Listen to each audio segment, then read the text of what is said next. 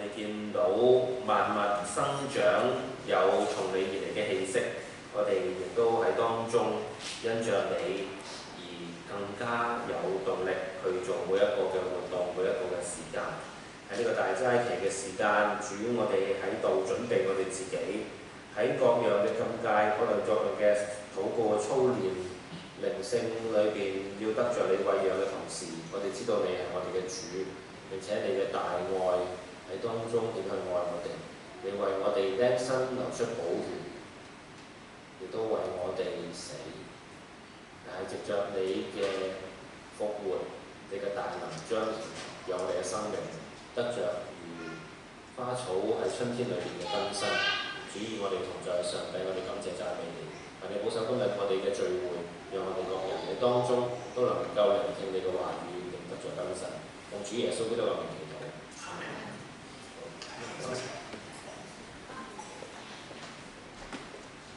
唔好意思啊，我都係一個要求，請大家坐前頭啲好嘛？因為我次次都覺得大家都唔會坐前頭，如果你再好似好遠望得好遠咁樣，請大家都盡量坐前頭啲好冇？Jenny， 你一定要坐前頭啊！你次次都坐前頭，咁病咗後邊你做咩啊？佢哋兩位唔緊要，因為邊個行到唔係幾方便啊！你哋行到方便，佢請你過嚟啊！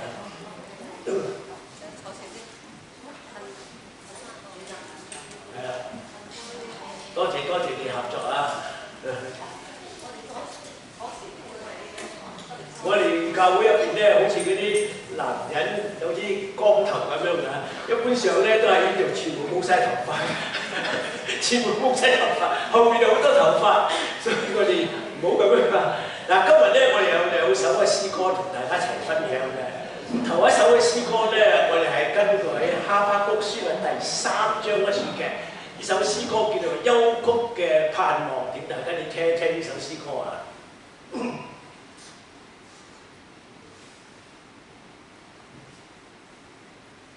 嗱，我哋先聽一次先啊，係呢個係盧永亨所寫嘅一首詩歌嚟嘅。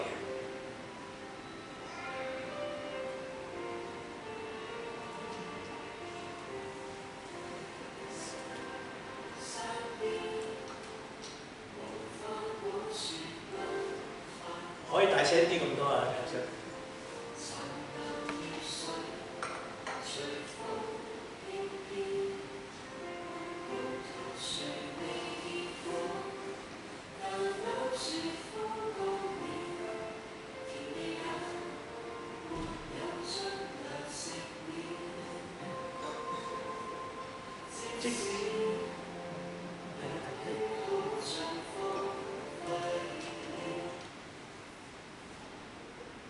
等下時間先做好啲先啊！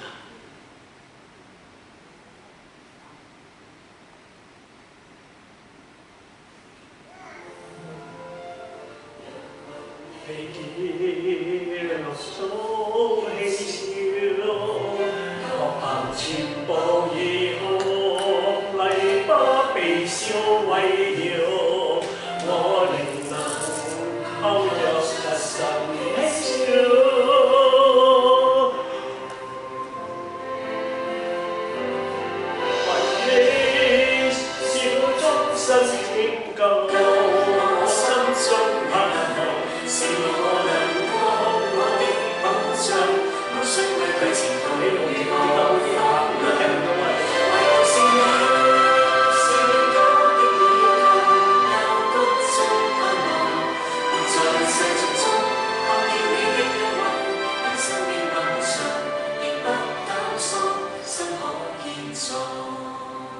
OK 啦，我哋從頭開始講下，你大家一齊識嘅就大家唱啦，唔識嘅就跟住下啦，就好容易啊，好有意思嘅一首詩歌。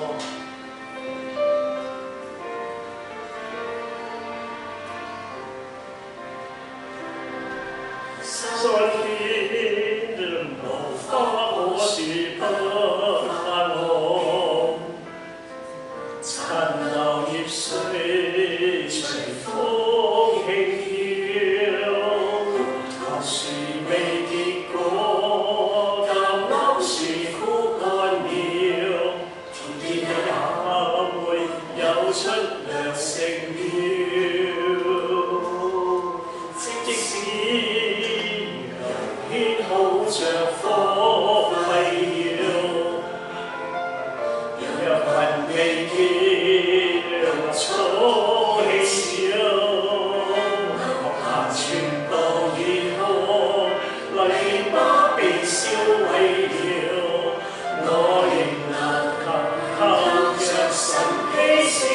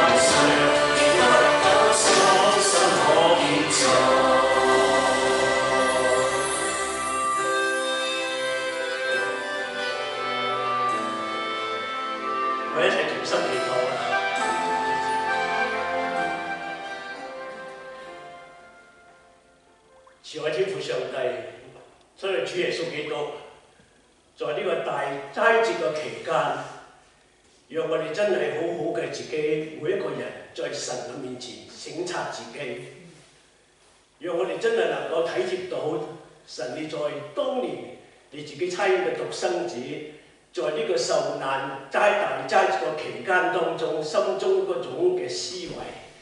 天父啊，我哋多謝你，係你甘心嘅為我哋受苦，甘心嘅走上十架，甘心嘅為我哋死，為我哋流血，以至到我哋今日能夠我哋因為信你罪得盼望，我哋罪得拯救。天父你係我哋嘅恩主，係我哋嘅救贖主，巴不得神你自己在呢個期間，讓我哋自己每一位在神面前都省察自己。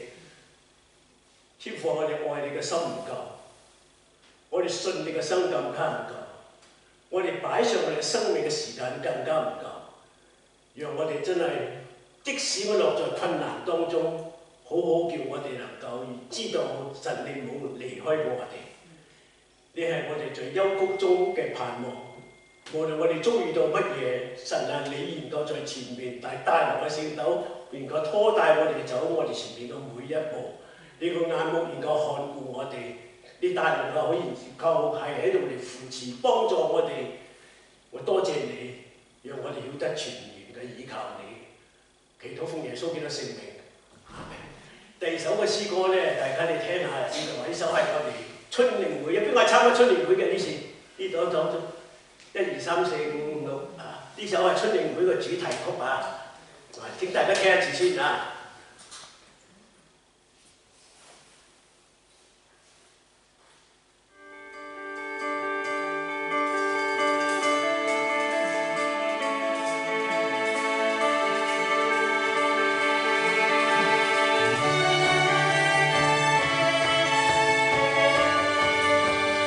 春令會嘅主題只想一生跟你走。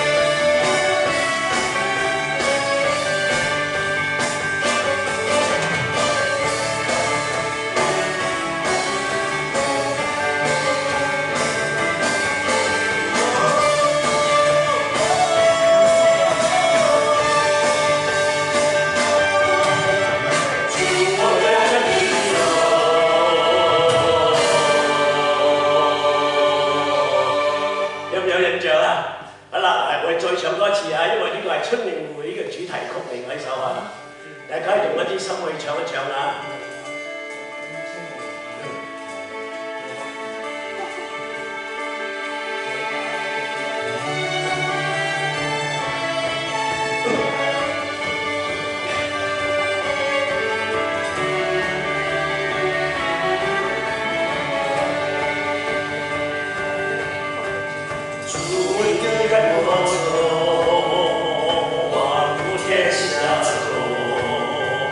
天涯。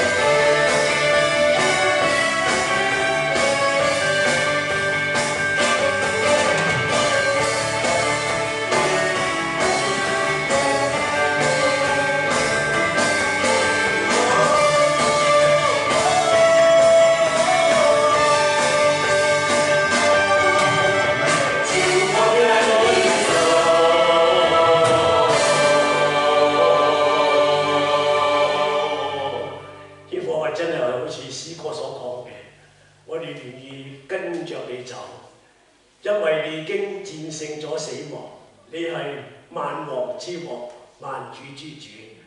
主啊，我哋願意把我哋嘅手放在你嘅手中，求你牽帶着我哋一步一步跟着你走。天父啊，讓我哋嘅生命能夠成為一個蒙恩蒙福嘅生命，使我哋嘅生命能夠成為萬人眾人嘅祝福。我哋將以下時間交託肯求神與我哋同在，奉耶穌嘅聖名求，阿們。今日同大家嚟思想嘅題目就係、我啲心啊要平靜安穩。今日嘅題目咧係根據詩篇131篇嘅第1節同埋第3節啊。呢段聖經只有3節聖經嘅呢一篇嘅詩篇啊。正經話大衛上行的詩，然之後就話啦：耶和華，我的心不狂傲，我的眼不高大，重大和測不透嘅事，我也不敢行。我的心要平靜安穩，好像斷過奶的孩子在他的母親懷中。我的心在我嘅裏邊，真像斷過奶的孩子。第3節話：以色列啊，你當仰望耶和華，從今時直到永遠。嗱，剛才我講過呢一篇詩咧係上行嘅詩。點解係叫做上行嘅詩咧？嗱，詩篇咧係從120篇到134篇咧，一共有15篇嘅詩篇係屬於上行嘅詩。所謂上行嘅詩咧，就係因為咧以色列大百姓子民咧，每一年有3個嘅節期，即係住棚節啦、逾越節啦，同埋五旬節咧，佢哋都要從猶太各地咧去到耶路撒冷嚟朝聖。嗱，你知道聖殿咧係建造在錫安嘅山上嘅，所以當佢哋行呢條朝聖之路嘅時候咧，佢哋都係向上行，望着山上嗰個聖殿，所以一面行就一面讀吟讀或者頌唱呢啲詩篇。所以呢啲詩咧係叫做上行之詩，一共有15篇。嗱，請問下詩篇全部嘅詩篇100有幾多篇詩篇？有幾多篇？150。邊個講嘅？150啱嘅嚇。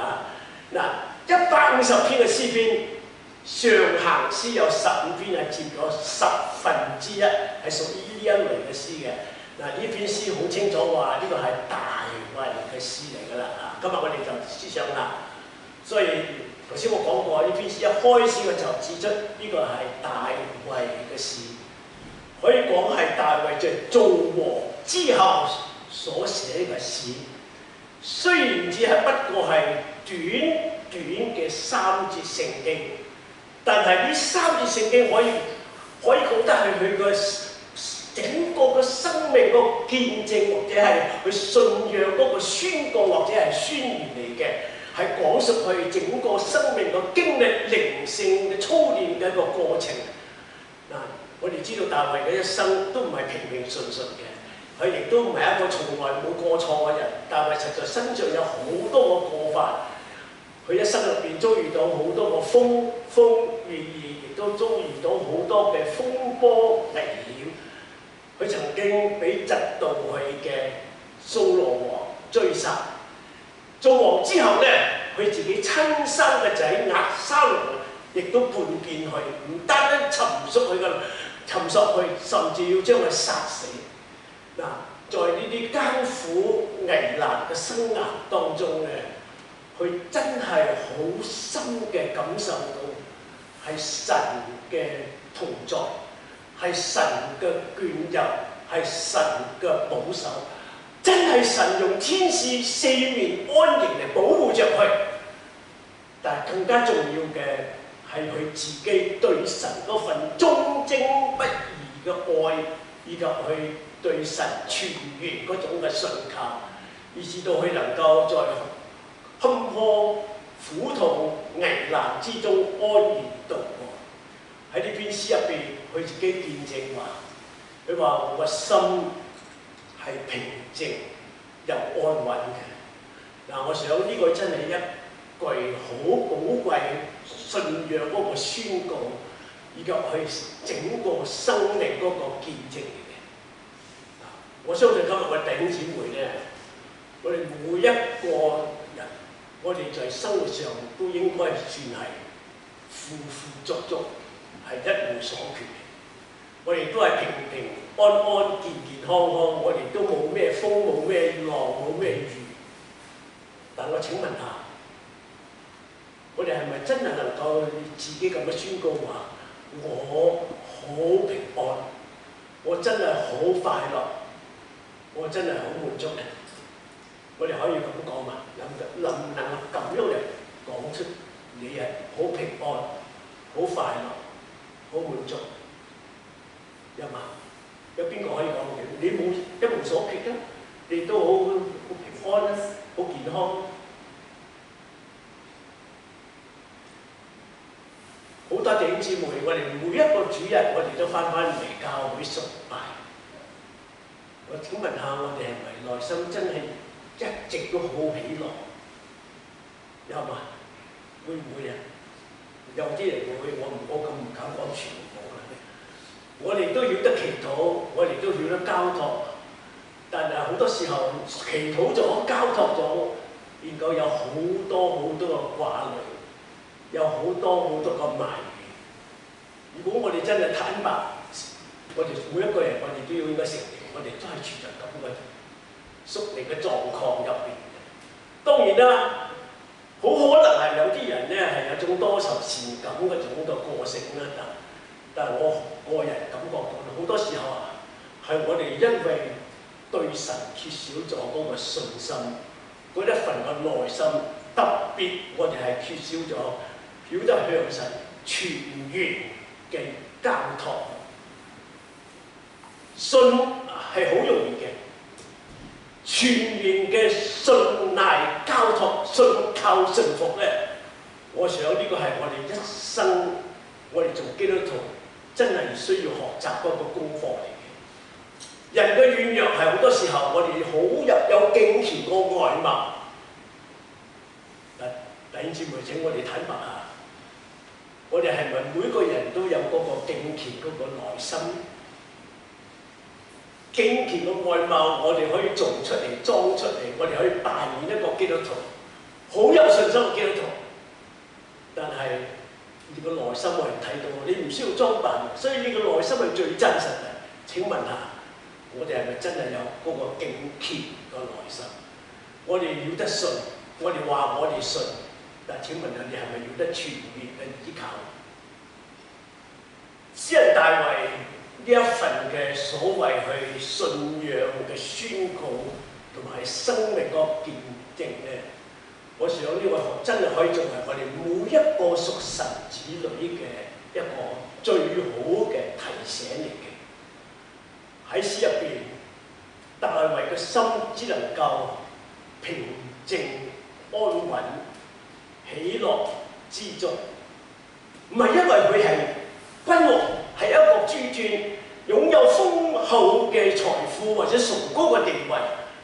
從佢嘅宣告入邊，我哋可以睇見係基於佢自己所講嘅三個嘅緣由。呢三個緣由乜嘢？第一，佢話我個內心不狂傲，我個眼不高大。不狂傲、不高大代表乜嘢？係佢嘅睇法，係個想法，係個觀念。弟兄姊妹，佢一個好正確嘅睇法，好正確嘅想法，好正確嘅觀念。一個人若心不狂傲、眼不高大嘅，佢個內心一定會平靜安穩嘅。第二咧，佢話重大和測不透嘅事咧，我唔敢去行。意思係話佢唔會妄任意，更加唔敢妄為。所行所做嘅，佢唔會違背真理，甚至唔會違背常理添。想去睇一個人，如果我哋一生都從冇做過任虧心嘅事情啦。即使我想半夜嚟敲門，你都唔會驚。如果你做過虧心事咧，唔好講敲門啦，你見到警察你都驚嘅。係咪嚟捉我咧？所以咧，重大測不透嘅事，我唔敢做，唔敢行。千祈唔好做一個任意妄為嘅人。第三咧，我個心平靜安穩，好像串過奶啲孩子，在他母親懷中。我哋當中邊個做過媽媽嘅？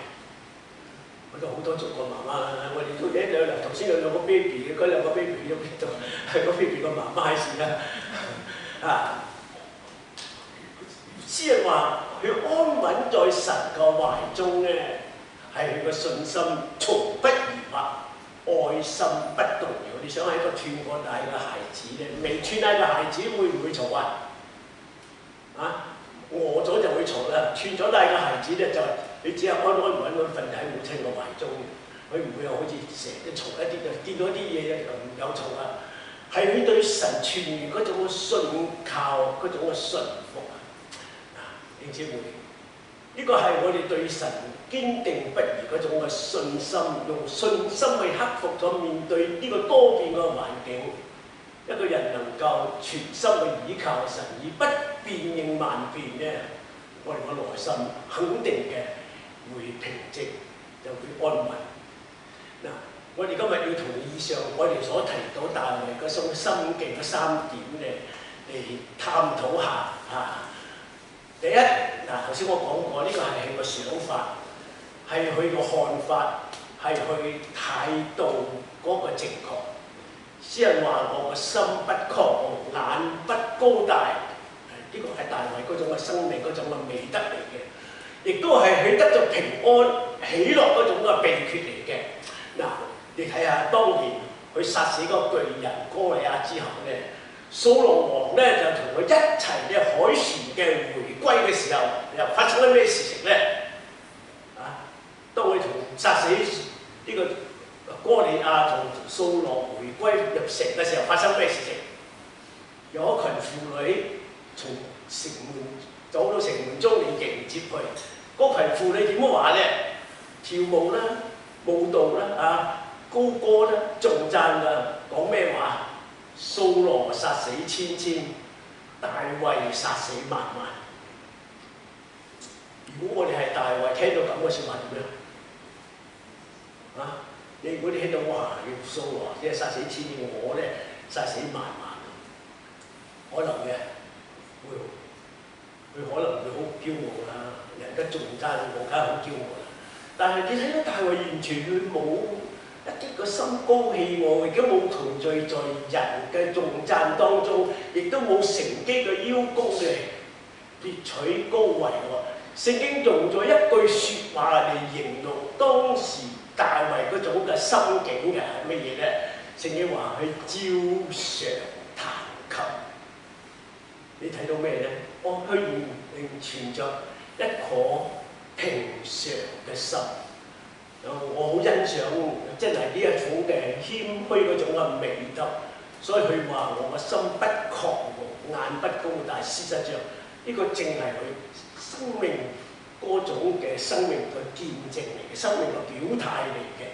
大衛話：我們呢個大衛嘅説話咧，俾我哋在侍奉和工作有成就嘅人一定一個好大嘅提醒嚟嘅，同埋我哋嘅審查。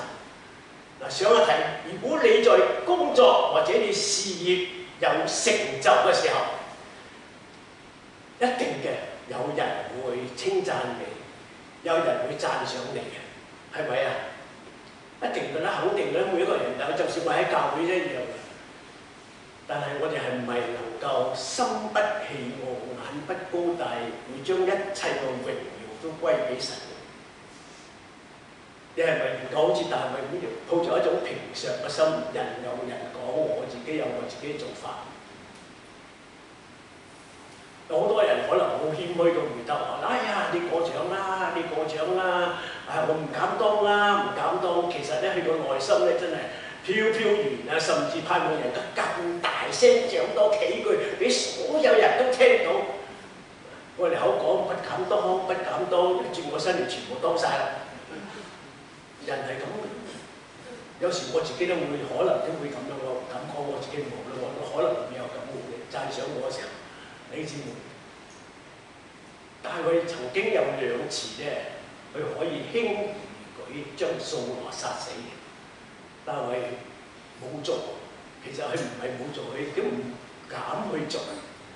邊2次？大家睇，我考下大家聖經。佢有2次可以殺死保羅。第一次係咩？嗱，掃羅王咧，佢有一次咧就俾惡魔附啦，失心瘋啦嚇，佢就叫咗大衛，叫佢彈琴驅魔。掃羅做咗咩啊？再大衛彈琴嗰時做咗咩啊？佢就攞住一支槍啊，嗰啲就一槍就向大衛飆過去。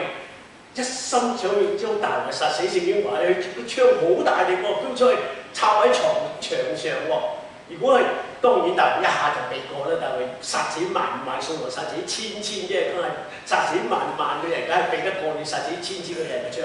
但係想一睇，如果大衛轉過身嚟，將嗰支槍拔出嚟，向咗殺死千嘅掃羅一槍飆過去，掃羅避得過嘛？避唔避得過？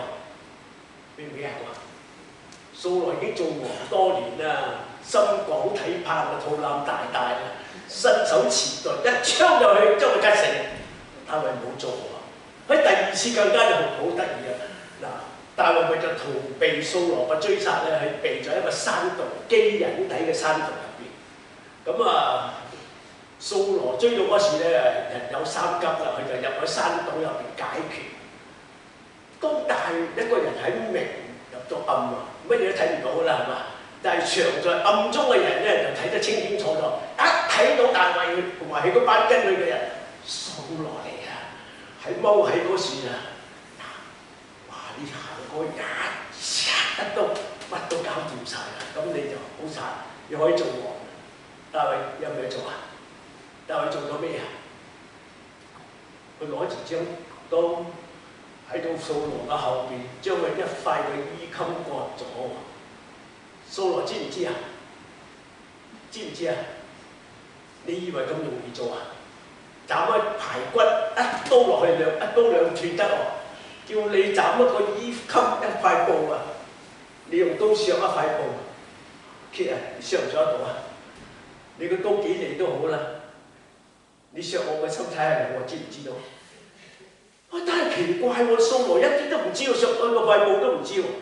可以想像喎，大衛嗰種刀嘅鋒利程度咧，真係一啲聲都冇。如果唔係錫喺入邊嗰塊布，錫，掃羅死咗都唔知。佢頭跌咗落嚟，點解頭跌咗落嚟嘅？大衛冇做，點解大衛唔做咧？大衛敬重神。佢亦都敬重神所高嘅能，佢絕對唔敢代替神去審判任何一個人。嗱，呢個就係大衛心不自高嗰份美德嚟㗎。人嘅通病咧，一般上都係咁。當我哋有啲成就嘅時候，我哋就以為了不起，甚至我哋不擇手段去剷除異己。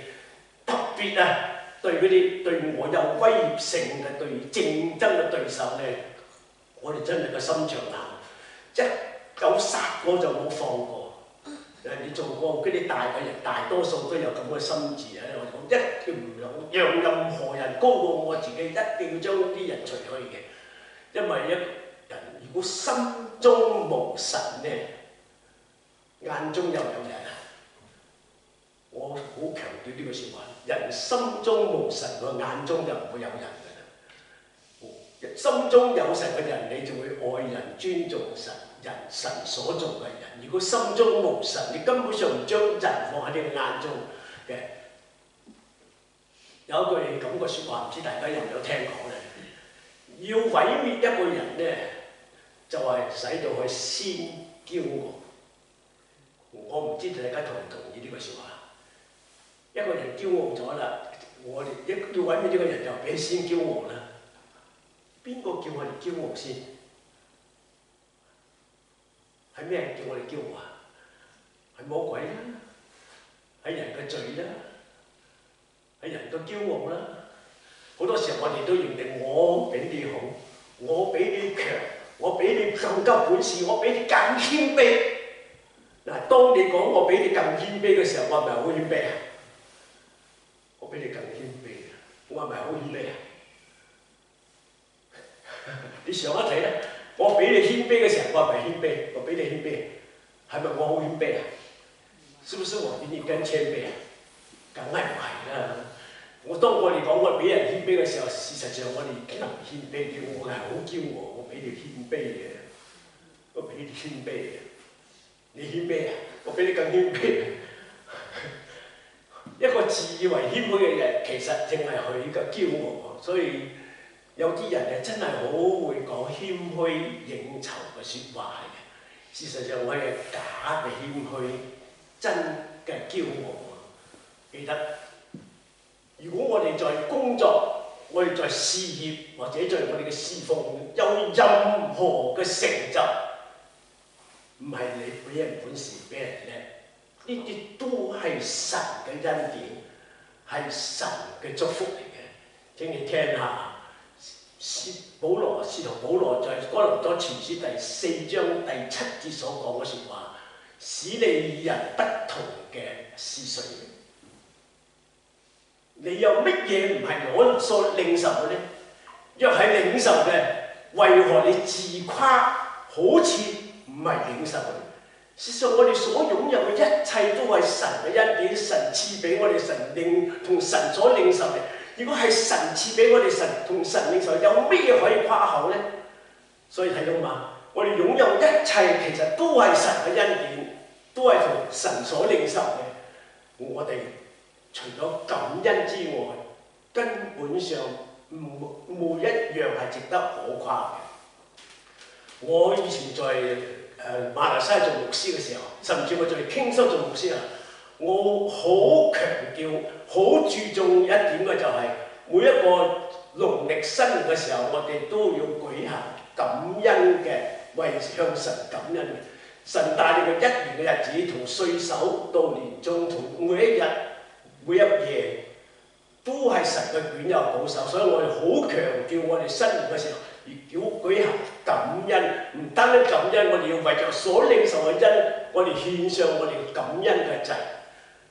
可能大家都唔知道，我哋每一年嘅新年嘅感恩奉獻喺馬來西亞嘅時候，未收奉獻之前，一到會有嚟咗啦，全部外出嘅鐵門要閂晒，教會個門都要閂。點解咧？因為嗰日個奉獻啊，我哋可以用一年我哋教會個經費都用唔晒嘅，嗰個奉獻個數目大到咁嘅數目，所以佢哋弟兄姊妹大家出嚟奉獻之後，嗰個財政同埋幾位助手就馬上將啲奉獻祈禱感恩之後，搬落個房間閂住門喺度數錢。嗰筆數目係大到不得了，喺傾數嘅時候都一樣。每一年我哋個感恩奉獻，我哋個數目都非常非常不大嘅。但係當然啦，據有個牧師未必照咁樣做，到今日咧好少教會都咁樣做啦。我嘗試喺福建嘅教會咁樣做咧，但係都好多弟兄姊妹都唔贊同。我唔知點解，有啲人話講對唔住我咁講啊，佢話香港人唔習慣做咁嘅嘢嘅。個個同我講，香港人唔習慣做啲咁嘅嘢。我哋派出200個信封奉獻嘅，收翻幾多個咧？37個信封。呢啲唔緊要嘅，我就係講有乜嘢唔係神賜俾我嘅？你今日你同埋我能夠企喺樹，你能夠坐喺樹，都係神嘅恩典。所以我時都話，我每一日我朝頭早第一件要做嘅事情，我就企喺個窗望喺外出，睇一睇外面，無論係春夏秋冬，我第一樣嘢感謝神，叫我今日仍舊可以活着。呢個係神嘅恩典，你能夠活着唔係理所當然嘅。你以為好多人每日都可以兩個腳企喺地咩？好多人就瞓咗就冇啦，瞓咗天人就起咗身㗎啦。所以你有生命，我有生命，係神嘅恩典，冇咩過。特別係我哋工作有成就、侍奉有果效嘅時候，更加係神嘅恩典，係神賜俾我哋嘅福氣，係恩典嗰個記號嚟嘅。記得唔好讓我哋個工作嘅成就、侍奉嘅得有乜嘢嘅成就，使到我驕傲、自以為了不起。因為我哋嗰點嘅成就，所謂成功，在整個嘅宇宙歷史中，根本上唔算係乜嘢嘅。人在工作事業有成就有果效，呢個全係愛我哋嘅神賜俾我哋嘅祝福恩典，完全係神蒙恩嗰個生命個見證嚟嘅。千祈唔好讓成就使到我哋驕傲，自以為了不起，認定歷史係同我捨棄。要存着咁樣嘅心，知道我能夠侍奉，可以侍奉，有生命侍奉啦。點知道啊？我可以侍奉，我有生命侍奉，我能夠侍奉，係神嘅恩典嚟㗎。唔好話講，哎呀，又叫我做，又叫我做。嗰陣俾你有可機會做嘅係恩典嚟㗎，唔好以為係勉強你去做，唔係㗎。人有咁樣嘅心，常存咁嘅心，我哋就唔會驕傲。咁樣嘅心唔單單使我哋能夠更成功，更加使到我哋活得喜樂、活得平安。嗱，中國在解放之前咧，嗱，我而家係講呢件事係有理有據嘅，所以我以前喺馬來西亞有個會友咧，佢就係一個紡織業嘅權威同埋專家。咁啊，馬來西亞為着要開展嗰個紡織業咧，就特別將呢一對夫婦咧從香港請過嚟做我哋嘅馬來西亞個紡織嘅嗰個高級嘅顧問。呢位嘅弟兄咧，俾請過嚟嘅弟兄係黃宇新，應該係彩華認識嚇。佢個太太係富明嚇，你哋都知道佢叫黃媽媽嘅。咁啊，佢哋就嚟到馬來西亞啦。好敬虔嘅基督徒，係中國佈道會嘅會友嚟嘅。應該係執事添嘛。佢嘅太太黃富明霞咧係一個青少年工作好傑出嘅一個好好嘅姊妹嚟嘅。佢第一樣嘢就揾教會，咁啊就睇下報紙嗰時冇好方便啦，可以用手機啊揾下呢啲咩Google 揾教，喺報紙揾，揾到間教會有個牧師叫做傅大衛，咁啊佢就決心嚟參加呢個教會。點解咧？因為佢太太黃富明霞，佢有個細佬咧，亦都係叫傅大衛，亦都係做牧師嘅。所以睇到，咦，馬來西亞都有個牧師叫做傅大衛喎。咁啊要嚟睇下，到底呢個傅大衛係何方神聖？點解同我個細佬同名同姓，又係做牧師嘅？咁啊結果就嚟咗我哋教會啦。咁啊就，哇！真係好開心，佢真係將我當成個細佬一樣嘅嗰時啊。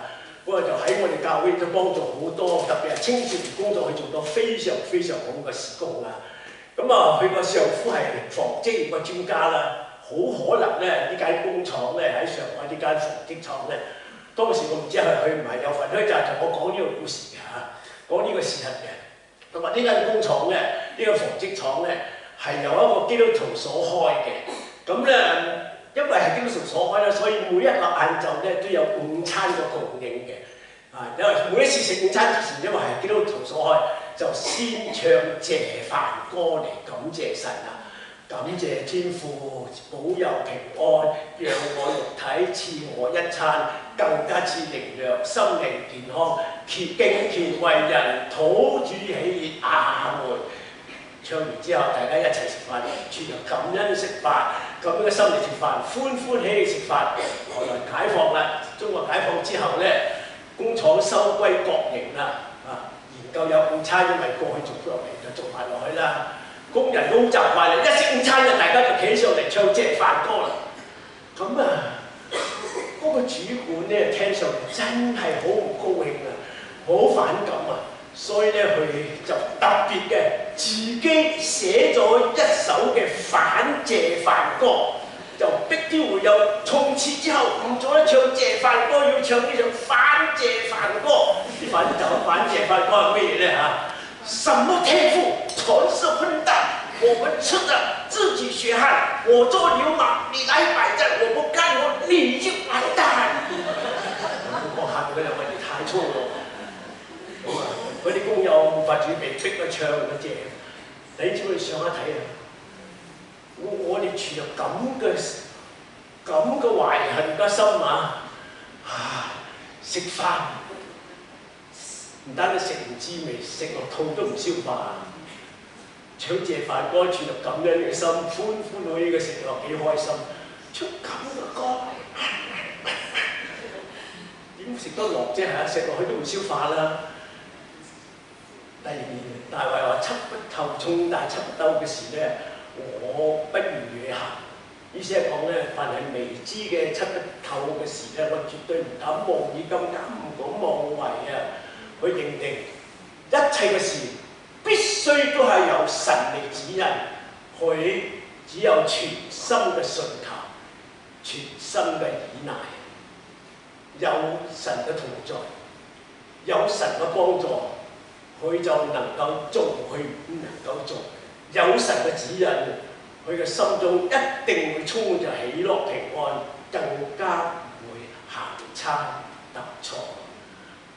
你睇下大衛，每一次佢就要讀聖經嘅字啊，佢同非利士人係大衛係以色列嘅宿敵嚟㗎。每一次與非利士人爭戰咧，佢都先做一件事情，就係先祈禱求問神。點解咧？因為佢知道戰爭唔係憑著血氣，唔係憑著勇氣，亦都唔係憑著軍力。能夠得勝嘅，完全在乎嗰個萬軍嘅耶和華。咁啊，所以每一次都爭戰之前咧，佢都以一個好敬虔嘅心到神嘅面前尋求神嘅旨意，在清清楚楚神嘅心意之後，佢照到神嘅心意為耶和華嘅名而戰。結果咧，次因為有神嘅同在，有神嘅幫助，有神同佢一齊爭戰，都得勝而有餘。所以今日弟兄姊妹，我覺得一件好重要嘅事情，我哋喺教會侍奉嘅人，每一次當我哋做抉擇嘅時候，請記得讓神嚟參與，俾神參與在你嘅工作上，俾神參與在你個決策上，呢個係好重要。有神嘅同在，我哋必定能夠得勝而有餘。有神嘅指引，我哋知道呢個所做嘅一切都係正確嘅事，所行嘅路係正確嘅路。有神同在，我哋就能夠真係知道一切都係有神嘅恩典喺同我哋一齊同工同行嘅。當然啦，有時你會發現到，即使係有讓神參與，好似係失敗喎。呢個事實上咧唔係失敗，係神帶我哋進入另一個成功嘅起點。你以為失敗，其實唔係，係神俾我哋喺另外一方面有一個新嘅起點嚟嘅。因為當神要關閉一個道門嘅時候，佢一定會為我哋開另一道嘅門。唔好以為係絕望。有一位好敬虔嘅日本嘅基督徒叫做井上運之助咧，佢個爸爸係一位宣教士，係好清楚蒙召到台灣個山地個花蓮作宣教士嘅。點知咧，佢呢個爸爸去到山蓮，同一個山蓮咧，卻被嗰啲花蓮嘅山地人殺死咗。咁啊，呢位井上運之助呢位個基督徒咧，佢在祈禱之後咧，聖靈好清楚嘅指引佢，要去為佢個爸爸報仇，要去向呢啲所謂殺死嘅山地人嚟報仇。咁啊，佢後來寫咗一本書咧，呢本書叫做《翻瀉嘅黎明》咧。呢本書入邊咧就有一個去向山地人報仇嘅祈禱文。你睇下睇點樣為向啲山人報仇咧？你話神啊，求你使呢啲山地人拿着刀個手，有一日佢個手唔係拿着刀，係拿着神嘅聖經。咁樣報仇啊？唔係將呢啲山人殺死，係叫佢拿着刀個手，唔再拿刀，係攞咗聖經。弟兄姊兄姊妹，佢就係用呢一份所謂無私無我嘅愛，去對呢啲山地繼續去做佢。爸爸未做完個工作到嗰度地方咧，去做呢個宣教嘅事，幫助呢啲山地人。結果真係呢班山地人咧，從此之後手唔再刃，刀殺人，係攞咗聖經嚟敬拜神。我曾經有一個機會咧，曾經就台灣嘅長老會啊，安排我哋走遍咗整個台灣嘅東部。特別係客家人嗰個山村咧，向所有嘅客家人報道，我行咗差唔多17、18個城市，差唔多用1個多月嘅時間行遍晒，亦都去到花蓮嘅地方，真係嘅。喺嗰處我睇到每一個山地人嚟到教會崇拜嘅時候，手上都係拿著聖經。係唔係真係呢個人所做工作咧？我唔知道，但係我知道真係神在你身上真係做到好偉大嘅事，好多山地人都係非常敬虔嘅基督徒嚟嘅，就係因為有呢一位井上品之助呢一份無私嘅愛去愛啲人，幫助佢哋改變佢哋整個嘅生命。所以記得成功工作有果效，係用神參與你同埋我抉擇，如果有神同工。神一定能夠使到不可以成為可以，不能成為可能。所以詩篇37篇第5節嘅説話，當將你啲事交託俾耶和華，倚靠他我哋嘅神，大能嘅神，全能嘅神，必然會成就。第三個大衛説：我啲心平靜安穩，好像斷過奶的孩子在他母親嘅懷中。我的心在我嘅裏邊，真像斷過奶的孩子。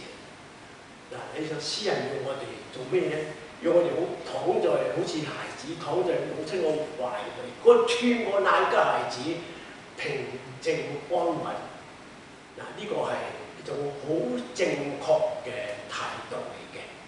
嗱，有啲學者就認為所謂斷奶嘅意思咧，就係食飽奶嘅意思啦。斷奶就係食飽奶，但係無論係斷奶或者食飽奶都好，我哋知道斷過奶嘅孩子、食飽奶嘅孩子咧，一般上佢哋都係好平靜嘅，唔會再嘈啦，安穩睡在母親嘅懷入邊嘅。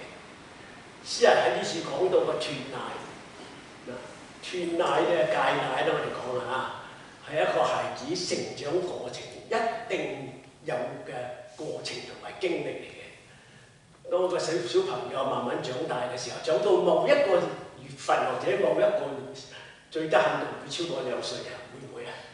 我唔知道啊，有冇超過2歲啊？有啲多過啊，我當係3歲啦嚇。咁佢要戒奶啦。你以為戒奶咁容易咩？啊，戒奶容易啊？個個媽媽都話講唔容易啊。戒奶咁容易啊？容唔容易啊？唔容易，梗係唔容易啦。所以咧，真係一個好似做媽媽嘅人，真係要好好嘅忍心，先可以戒到奶嘅。嗱，佢餓咗嘅時候，佢要食奶，你唔俾佢食，係肯定會喊。你唔俾食，喊到咁大聲；你再唔俾食，佢喊咁大聲，嘈，梗係喊到你俾佢食為止。咁你媽媽唔忍心冇話，哎呀，喊得啦，喊咁辛苦就食咯。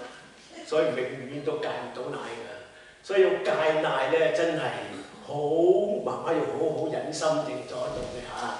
嗱，詩人用戒奶嘅孩子嚟比喻我哋對神嘅信靠，我覺得係非常非常恰當嘅嚇。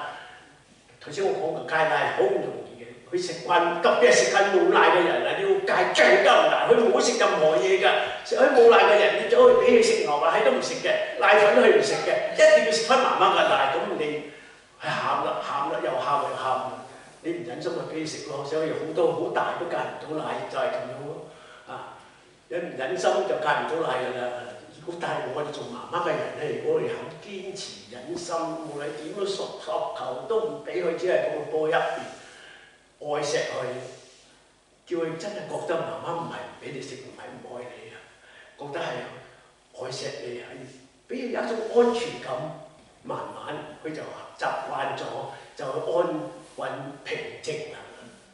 冇錯，神好多時候會在我哋身上攞去一啲嘢嘅，我相信大家會同意啊！呢個啊，你唔好以為神俾你，神會同你攞翻，有時會攞翻啲嘢，乜嘢啫？可能係健康，可能係財富，甚至攞去我哋至親至愛嘅人。呢個正如孩子嘅斷奶，佢真係會失去一啲所愛嘅嘢，好會難受。但係若我哋曉得全心嘅依靠咧，神必定會使到我哋平靜安穩，享受佢所賜俾我哋出人意外嗰份嘅平安。有一個好艱難嘅功課咧，但係我哋每一個人我都基督徒得係要需要我哋去學習嘅，係乜嘢咧？遭遇到苦困、痛苦、患難、打擊嘅時候，唔好懷疑，唔好發怨言，更加唔好因此放棄信仰。難啊，好難，但係呢個功課啊，係我哋必須要學習嘅，因為呢個係我哋蒙恩蒙福嘅一個好重要嘅一個途徑嚟嘅。嗱，睇下聖經中嘅約伯啦。在一夜之間，佢個苦難就臨到佢身上，家破人亡，失去咗一切，甚至連佢太太都睇唔過眼，你死去啦！你放棄你嘅信仰仲信？但係約伯能夠堅信佢話賞賜嘅係耶和華，收取嘅就係耶和華，耶和華名係應當稱頌嘅。聖經亦都特別多強調話，在呢切事情上，大衛約伯並冇犯罪，亦都唔以神為義望。因為約伯對神呢份嘅深信，即使佢最深遭遇到極大嘅痛苦，佢個內心仍舊係平靜和安穩，有神所賜出人意外嗰份嘅平安。Fanny Crosby， 大家唔知我聽唔聽過？係一位寫咗8000幾首聖詩嘅一位嘅詩，即係聖詩嘅作者。你睇佢個眼戴住個墨鏡，原來咧係一個盲眼嘅人。一個盲眼嘅女士可以寫8000幾首嘅聖詩，所以被稱為咩咧？美國嘅聖詩之后。點解咧？點解會盲眼咧？佢唔係天生盲眼嘅，原來咧佢在細好細嘅時候，嗰位醫佢嘅醫生咧，在醫佢嘅時候落錯咗藥，就使到佢雙眼盲咗啦。咁嗰個醫生咧非常嘅內疚，佢認定呢個係一生入邊最唔可以讓嘅事情。但係 Fanny Crosby 點話咧？如果我能夠再遇見呢位醫生，我會對佢咁樣話。佢話：醫生啊，我要感謝你，使到我雙眼盲咗。你係用錯咗藥，但係咧神係絕對唔會錯嘅。好難接受嗰件事喎，盲咗眼就會咁講喎，神啊你唔會錯嘅喎。醫生啊可以用錯藥，但係神你唔錯。點解咧？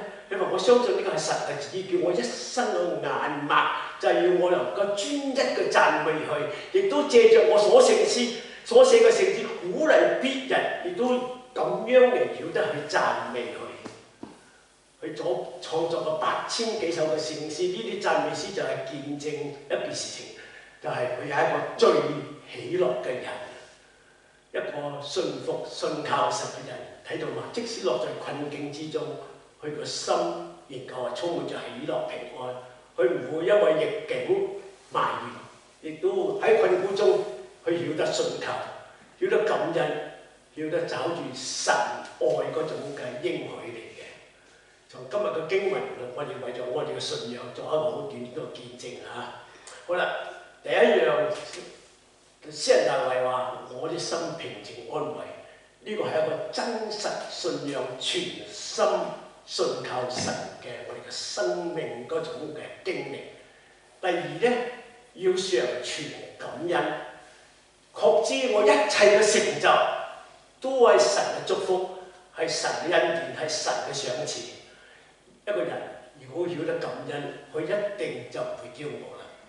第三，深信一切所發生嘅事情，我哋都知道係有神嘅美意，所以我絕對唔會怨恨，更加唔會埋怨。我絕對嘅相信萬事都互相效力，係叫愛神嘅人都會得到益處，使到困境係使到我哋從逆境中成為我哋蒙福嘅一個好重要嘅台階。神幫助我哋，祝福我哋，請我哋一齊同心祈禱。天父，我哋多謝你喺呢個大愛，今日我哋能夠從詩人大衛嘅話入邊，能夠你俾我哋有個提示，一個提醒。求主你用你個話語指點我哋，帶領我哋，叫我哋行每一步，我哋都用話神嘅話做我哋腳前嘅燈，做我哋路上嘅光。祝福以後嘅時間，同耶穌基督聖名求。有聖餐係咪應該係啊？邊位要守聖餐嘅？OK。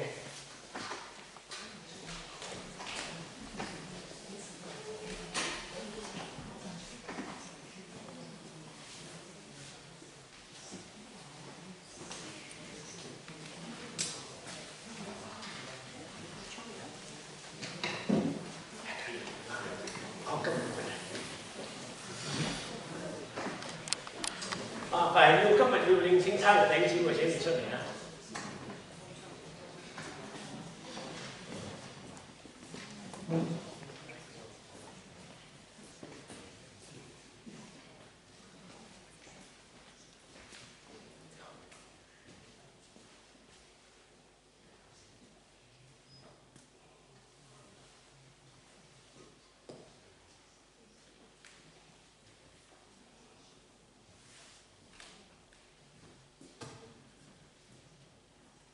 呢個約真實嘅悔罪改過，以人親愛和睦立志更新，從今以後遵主的誡命行主的聖道，我哋就存着信心前來領受這聖餐，使你們得安慰，是應當在無所不能嘅上帝面前恭敬嘅謙卑嘅嚟認罪。我哋一齊嚟認罪讀認罪嘅禱文。無所不能嘅上帝，我主耶穌基督個父，創造萬物、審判萬人嘅主，我哋素來全心説話行事多有過誤，大大嘅得罪咗上帝，干犯了主的聖路。現在我哋悲傷哀痛，承認我哋所犯嘅一切嘅罪，我哋就為這啲罪深深嘅懊悔，思想我們的過惡，心裏憂傷。求最慈悲嘅父憐恤我們，因着聖子我主耶穌基督赦免我哋從前一切嘅罪。又求賜恩，叫我哋從今以後能改過更新，遵主的聖意服侍主，得主的喜悅，將尊貴榮耀歸於主嘅聖名。只是因為我主耶穌基督求的，阿們。無所不能嘅上帝，我們的天父，主曾發大慈悲，應許將赦罪的恩賜給誠心悔罪、真實信靠主的人。現在求主憐恤我們，赦免我們，救我們脫離所犯嘅一切嘅罪惡，激發我們。堅固我們，使我們用於為善，能得永遠嘅生命。這是靠着我主耶穌基督求的，阿們。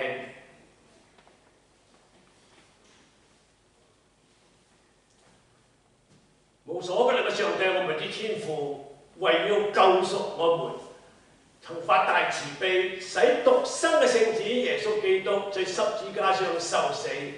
基督在十字架上獻上己身，為世人作完全嘅贖罪祭。只此一次，他又設立聖禮，叫我哋常紀念他受死，並在福音書上吩咐我哋常常奉行，直到他在降臨的時候。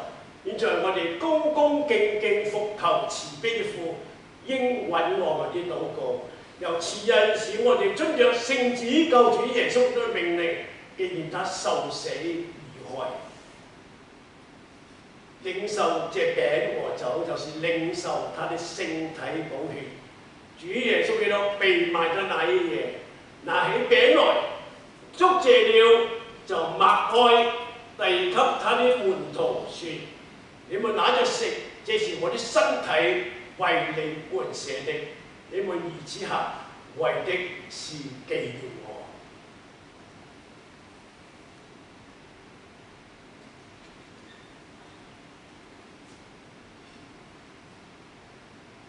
飯後，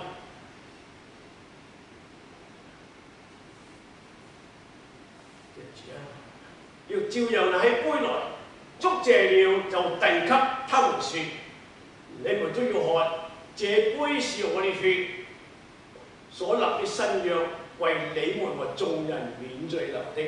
你們每逢喝的時候，要如此行，為的是紀念我。阿們。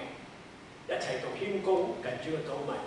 慈悲嘅主，我哋來到主嘅聖桌前，不敢靠自己嘅義，唯靠主嘅大恩典。我哋就是拾取聖桌下嘅零碎，也是不配的。為主永無更改，常施憐憫。我哋求主賜恩，叫我哋領受上帝愛子耶穌基督聖體寶血，使我哋可得生命，可得盡益。因用耶穌嘅寶血洗心清淨，我咁就常住在基督裏邊，基督也常住在我裏邊。阿們。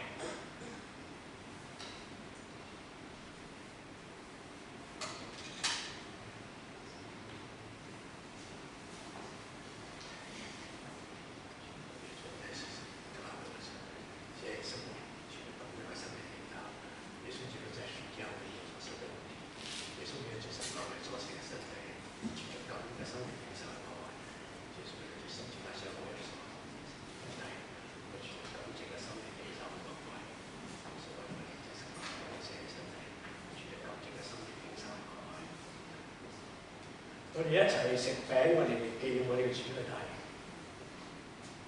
一齊食餅。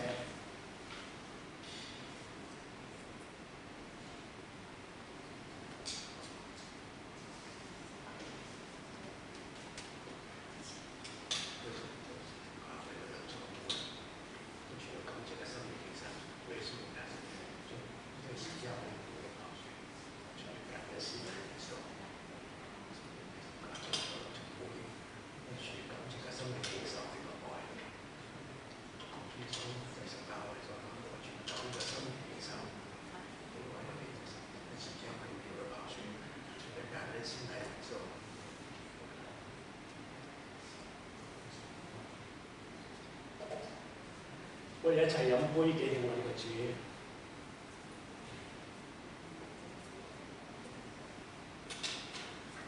請在座頂尖請你一齊起立啊！我哋一齊同心祈禱。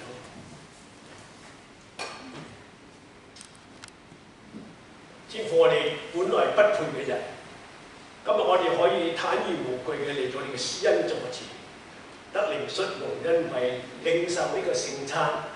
紀念主你在十字架上所成就嘅大恩，呢個係神你自己在我哋身上顯得無比嘅恩典。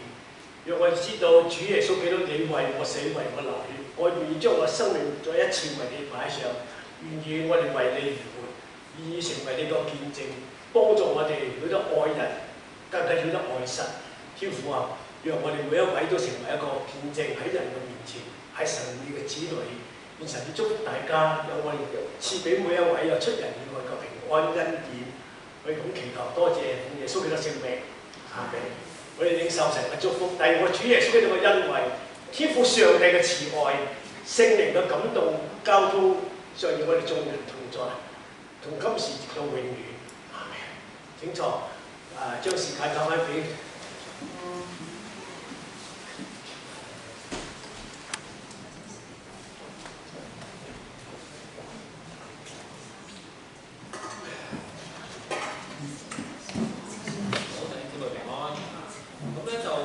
少報告有關教會嚟緊復活節嘅安排嚇，咁而家係大齋期啦，咁嚟緊復活節，如果4月5日嗰個復活主日咧，咁嗰日咧我哋會有一個啱小朋友嚟玩嘅一個尋找復活蛋嘅活動嚇。咁如果你話家裏邊有啲小朋友當日咧都即係想去嚟到一齊參與，係非常之歡迎嘅。咁個日期咧就係4月5日嘅下午1點，我哋有崇拜，崇拜之後咧，我哋就會有呢一個嘅尋找復活蛋嘅活動啦。咁所以希望你哋咧都可以睇下啦，睇下屋企人會唔會都想嚟一齊去參與啦。咁另外就係有關我哋每一年咧，我哋都會我哋每2年咧都有個選舉嘅，之前每一個教會喺教會裏邊。但係今年咧，我哋咧都會咧係會對選舉啊、會友大會啊，同埋我哋嘅堂議會嘅一啲嘅安排上邊咧，我哋請咗我哋嘅聯區長湯牧師咧，就同我哋去分享一啲即係最新嘅情況啊。嚟緊嘅今個禮拜日嘅崇拜後佢就會嚟同我哋去分享究竟同以往有咩唔同我哋要注意嘅地方啊。咁希望咧大家都抽時間可以喺今個禮拜日嘅崇拜之後咧，可以嚟參與呢一個嘅分享會啊。咁時間就知道弟兄姊妹都有預備咗午餐，咁邀請大家喺 OK 啦，準備好啦午餐。咁午餐嗰度已經準備好，咁報告就去到呢度。婉華有冇宣評會嘅報告？冇喎。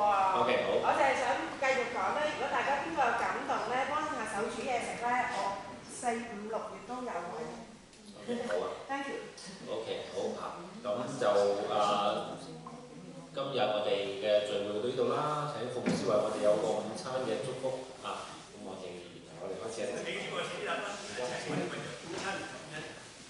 我哋多謝你恩典，因為你俾弟兄姊妹佢哋不辭勞苦嘅喺後邊喺廚房入邊為我哋預備咗豐富嘅午餐，佢哋嘅辛勞我哋感謝佢哋。神你俾我哋嘅恩典一齊嚟享受，更加係神你俾我哋嘅祝福，讓我哋全用感恩心去領受。多謝人俾我哋嘅愛，感謝神嘅恩典，奉耶穌基督聖名求，阿們。我哋就開始午餐啦。